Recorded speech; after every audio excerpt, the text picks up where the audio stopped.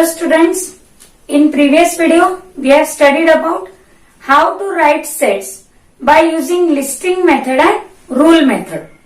मागच्या व्हिडिओ मध्ये आपण पाहिलं होतं की संच म्हणजे काय आणि संच कोणत्या पद्धतीने लिहितात किंवा संच लिहिण्याची यादी पद्धत आणि गुणधर्म पद्धत.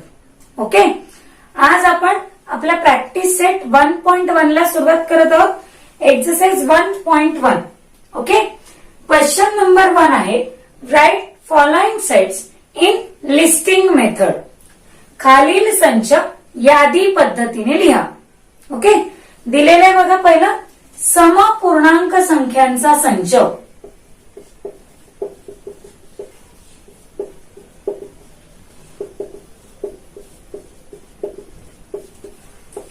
Set of even numbers. Okay, set of even numbers. सर्वप्रथम याला यादी पद्धतीने लिहायचंय म्हणून कोणताही एक कॅपिटल लेटर आपण घेणार आहोत. जसे की ए बरोबर समसंख्या कुठून सुरू होतात 2, 4, 6, 8 अशा पद्धतीने. म्हणून मी इकडे लिहिणार 2, 4, 6, 8, 10 आणि डॉट डॉट डॉट डॉट करून घेणार जेणेकरून पुढे संख्या कुठपर्यंत ते आपल्याला माहिती नाही, म्हणजे त्यांनी दिलेलंच नाही. त्यांनी आपल्याला म्हटलंय समपूर्णांक संख्यांचा संच, म्हणून मी पुढे काय केलंय dot dot dot. Next second दिलेला आहे बघा set of even prime numbers. Set of even prime numbers from 1 to 50. 1 ते 50 मधील सममूळ संख्यांचा संच.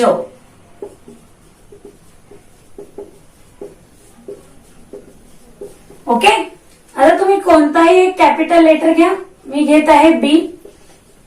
मागील लेक्चर मध्ये आपण बघितलं होतं की प्राईम नंबर्स आणि कॉम्पोजिट नंबर्स, मूळ संख्या आणि संयुक्त संख्या म्हणजे काय. मूळ संख्या कुठून सुरू होतात 2 पासून.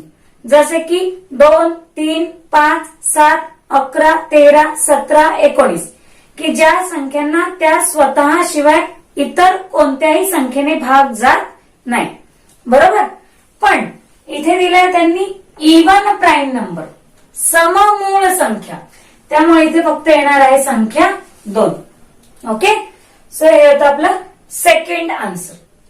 थर्ड वन दिलाय बघा सर्व ऋण पूर्णांकांचा संच.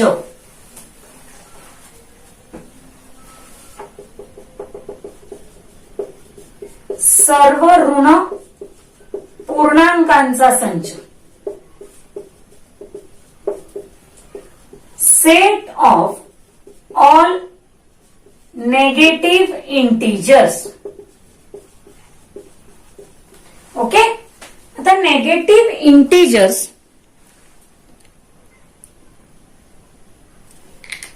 कुठून सुरू होणार आहे -1, -2 अशा प्रकारे. ओके, सो कोणताही एक आपण संच कॅपिटल लेटर घेऊया. समजा घेतलाय I. -1, -2, -3, -4 dot dot dot dot.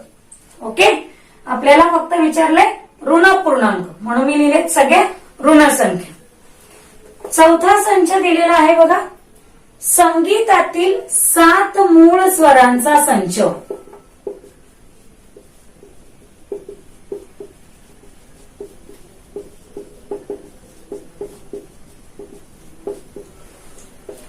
Seven basic sounds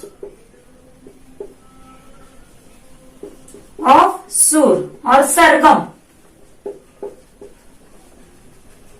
Now all you know that sa, re, ga, ma, pa, dha, ni, sa.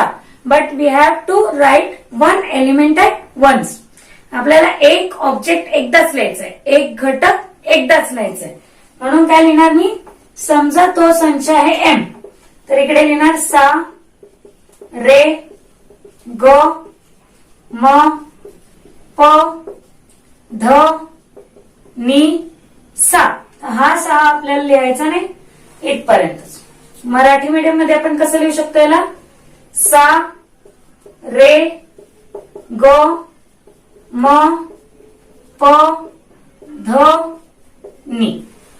Okay, तर हे आहेत 7 बेसिक साऊंड्स ऑफ सरगम, संगीतातील 7 मूळ स्वर. ओके, हेच पुढे दिलेलं आहे बघा. Question number 2.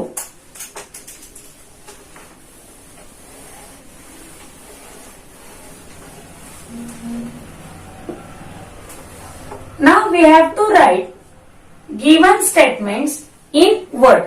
What is our question? Write following statements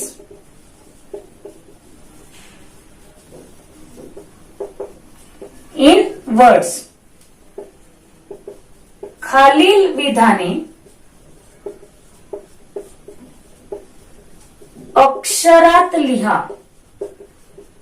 okay, आता पहिला दिलाय बघा. 4/3 belongs to Q. Okay, now we can write this statement by 3 ways. आपण याच विधानाला 3 प्रकारे लिहू शकतो. कसे ते बघा. First type is 4/3 belongs to Q. Second type is 4/3 is an element of set Q. And third way is Q is set of all rational numbers.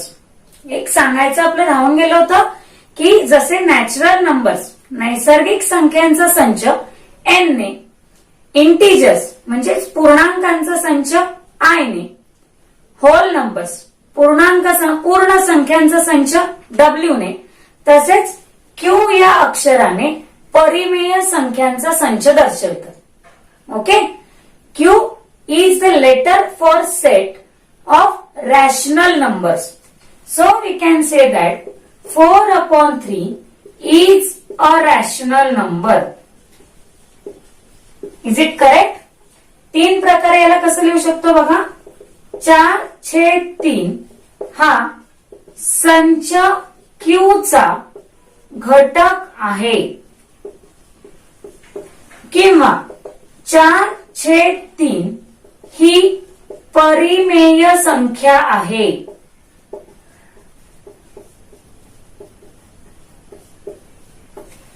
Okay, तर अशा प्रकारे आपण या विधानाला लिहू शकतो. यानंतर आहे दुसरे विधान. In second question, we have given a statement like this. Now how we can write this statement in words that -2 does not belongs to n. Second is n denotes for natural numbers, so we can write -2 is not a natural number. Or third way, -2 is not an element of set n. Okay, मराठीमध्ये आपण कसं लिहू शकतो बघा. -2 हा संच n चा घटक नाही. दुसरा प्रकार, n म्हणजे नैसर्गिक संख्यांचा संच, -2 ही नैसर्गिक संख्या नाही. एक लक्षात घ्या स्टुडंट्स की जेणेकरून तुम्ही यातलं एकही आन्सर लिहिलं कोणतंही तरी तुम्हाला उत्तर बरोबर मिळणार. ओके, सो तिसरं आपल्याला एक्झाम्पल दिलेलं आहे बघा.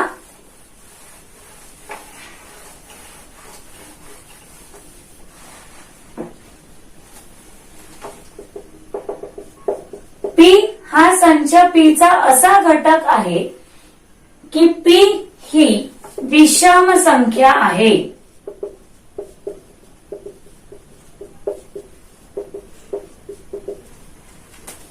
P is element of set P such that P is an odd number.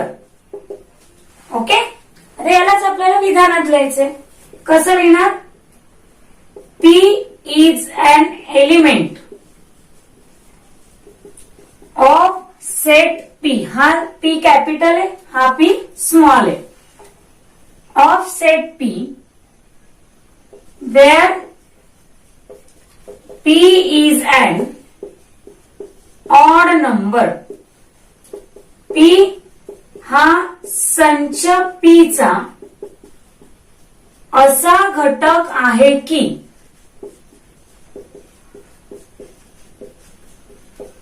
P ही विषम संख्या आहे.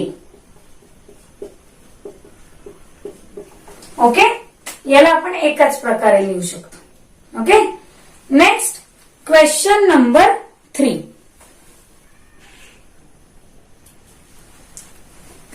Next is question 3, in which we have to write any two sets by listing method and rule method.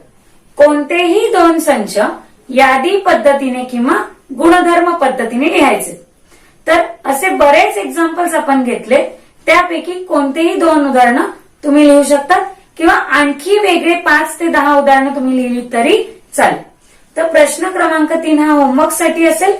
आपण बघणार आहोत आता प्रश्न क्रमांक 4.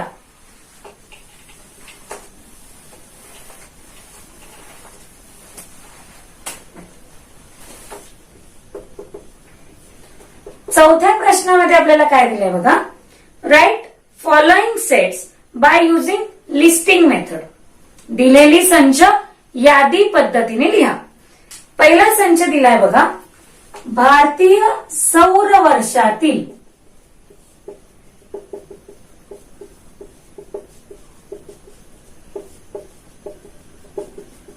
महिन्यांचा संच. Okay, set of months in Indian solar year. या ठिकाणी मंथ्स कोणते असणार आहे, चैत्र वैशाख पासून फाल्गुन पर्यंत. ओके, तर आपण ते सगळे महिने इकडे लिहिणार आहोत. तर बघा, या प्रकारे मी सगळे महिने लिहून दाखवले. चैत्र, वैशाख, ज्येष्ठ, आषाढ, श्रावण, भाद्रपद, अश्विन, कार्तिक, मार्गशीर्ष, पौष, माघ आणि फाल्गुन. फक्त याच्यामध्ये इंग्लिश मीडियम वाल्यांनी इकडे अग्रहायण लिहायचंय आणि भाद्रपदच्या जागी भाद्रा लिहायचं. ओके, तर हे आहेत आपले भारतीय सौर वर्षातील महिन्यांचा संच. दिस is set of months in Indian solar year. Okay, now next example is set of letters in word complement. What we have to write in second? Set of letters in word complement. Complement या शब्दातील अक्षरांचा संच. Okay, कोणताही एक capital letter घ्या. Me later set म्हणून L घेते, तुम्ही कोणताही एक यूज करू शकता. या शब्दामध्ये जेवढी अक्षर आली आहेत तेवढी सगळी आपल्याला लिहायची, पण एक अक्षर एकदाच. इथे लिहिणार आहे मी सगळ्यात पहिले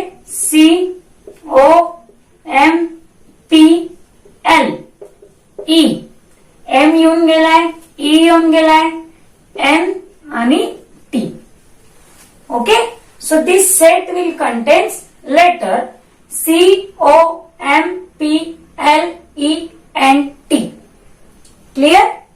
Next, set of human sensory organs.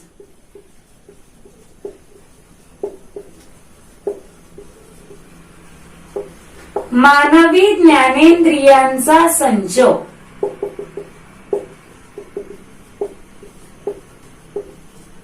आता मानवी ज्ञानेंद्रिय सर्वांनाच माहिती. किती ज्ञानेंद्रिय आपल्याला? 5 पंच ज्ञानेंद्रियच म्हणतो आपण. How many how many sensory organs do we have? 5. Which are they? They are eyes, ear, or eye, ear, nose, tongue, skin. पंच ज्ञानेंद्रिय लिहायची आहेत आपल्याला. डोळा, कान, नाक, जीभ आणि त्वचा. ओके, त्यांचा क्रम कसाही आला तरी चालेल.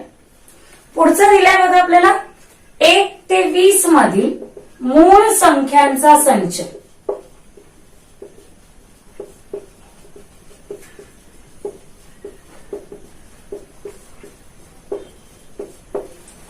Set of prime numbers from 1 to 20. P हे अक्षर मी या ठिकाणी वापरत आहे. मुलांना आता प्राईम नंबर्स म्हणजे आपण डिस्कस केलंय ज्यांना फक्त त्याच संख्येने भाग जातो. सुरुवात होते 2 पासून. 1 चा जर विचार केला तर 1 ही संख्या मूळही नाही आणि संयुक्तही नाही. If we think about 1 is neither prime nor composite. So we should start to write from number 2. Now which are prime numbers here? 2, 3, 5, 7, 11, 13, 17, 19. Clear? Which are the prime numbers? 2, 3, 5, 7, 11, 13, 17, 19. आता तुम्ही जर इकडे विचार करत असाल 9 ला लिहिण्याचा, 15 ला लिहिण्याचा, तर चालणार नाही, कारण त्यांना आणखीही विभाज्य आहे. ओके, नेक्स्ट आहे बघा पृथ्वीवरील खंडांचा संच.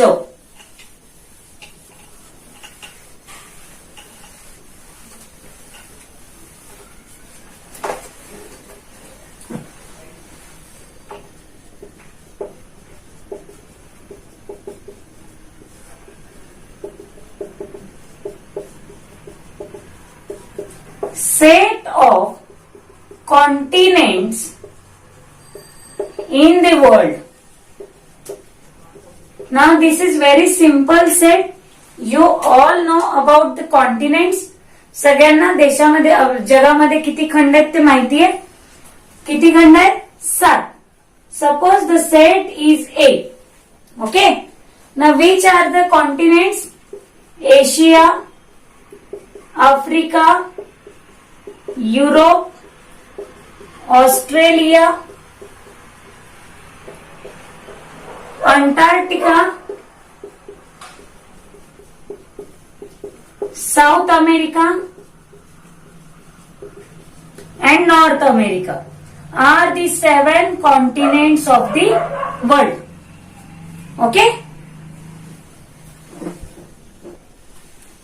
मराठीमध्ये सुद्धा लिहून दाखवते बघा. आशिया, आफ्रिका, युरोप, ऑस्ट्रेलिया, अंटार्क्टिका. शुद्ध लेखन अगदी महत्वाचं आहे इकडे. दक्षिण अमेरिका आणि उत्तर America. Okay, so these are 7 continents. Clear? Now next is question number 5. In that question we have to write given sets by using rule method. So let's start question number 5.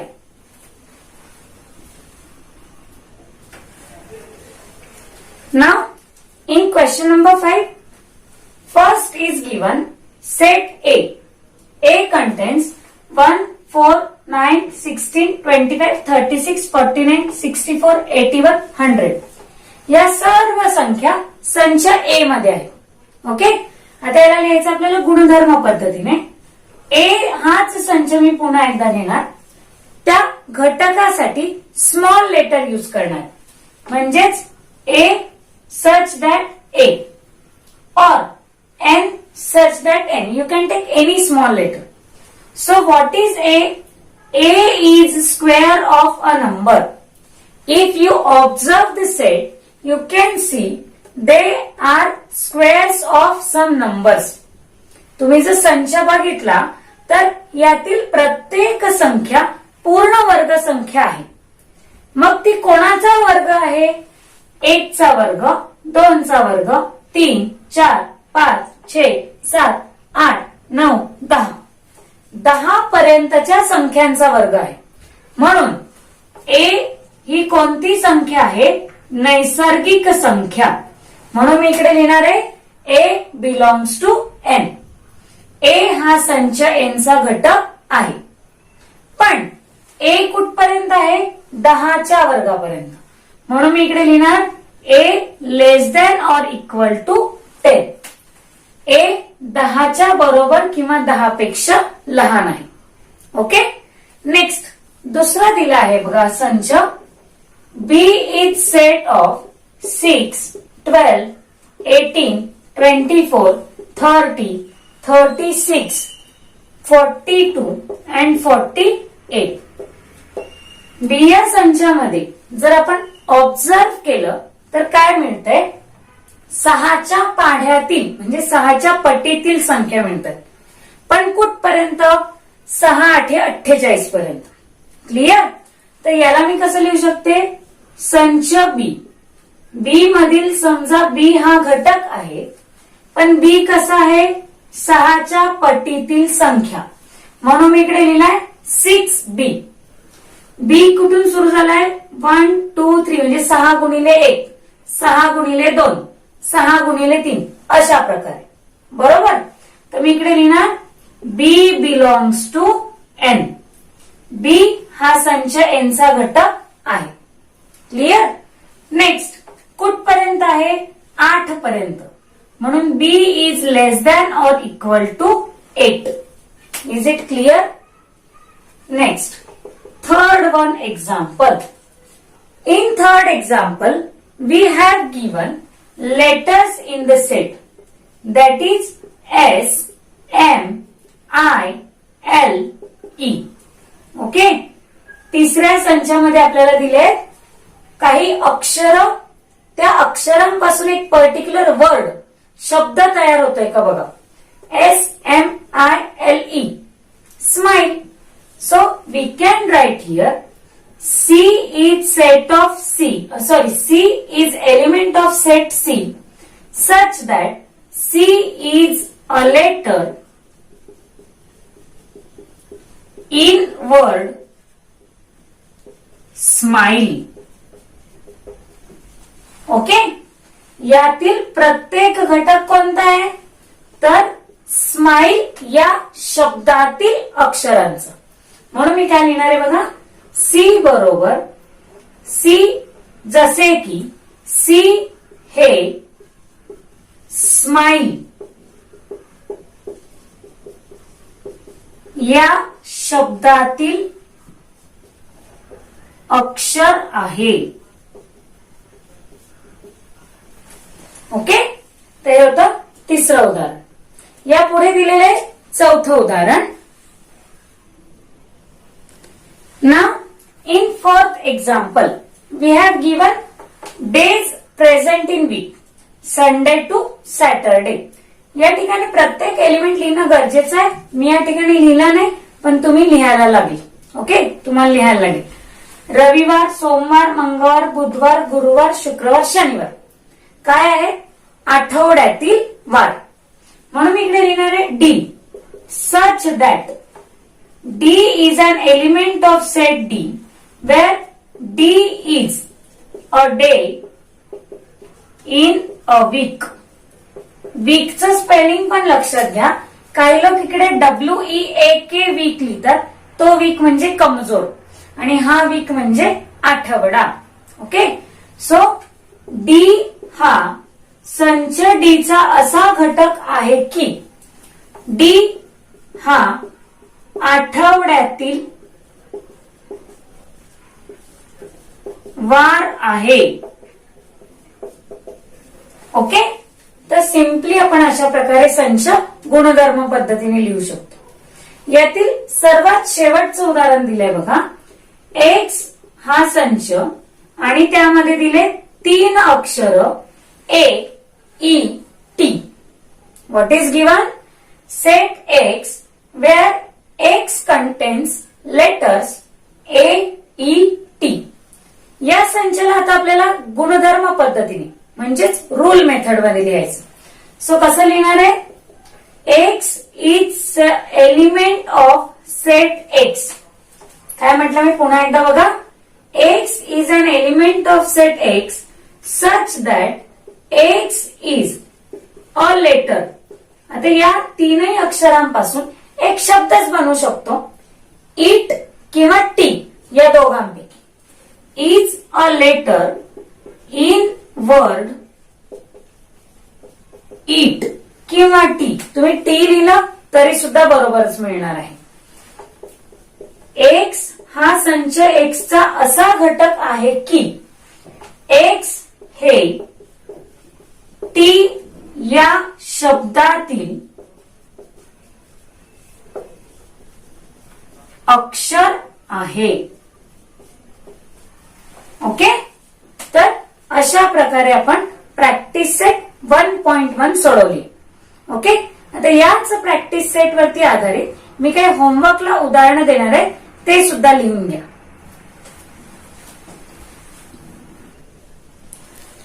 तर students, तुम्हाला बोर्डवर काही प्रश्न दिसतात. ते प्रश्नांची उत्तरं तुम्ही स्वतः लिहिण्याचा प्रयत्न करायचा आहे. जर त्यामध्ये काही अडचणी असतील तर आपल्या विषय शिक्षकांना विचारायच्या. ओके, आता हे झालं एक्सरसाइज 1.1 आणि त्यावर आधारित एक्स्ट्रा एक्झाम्पल्स. ओके, नेक्स्ट व्हिडिओमध्ये आपण बघणार आहोत एक्सरसाइज 1.2 आणि त्याच्यावर आधारित काही थेअरी. ओके, तर आपण पुन्हा भेटूया पुढच्या व्हिडिओमध्ये. Wish you all the best.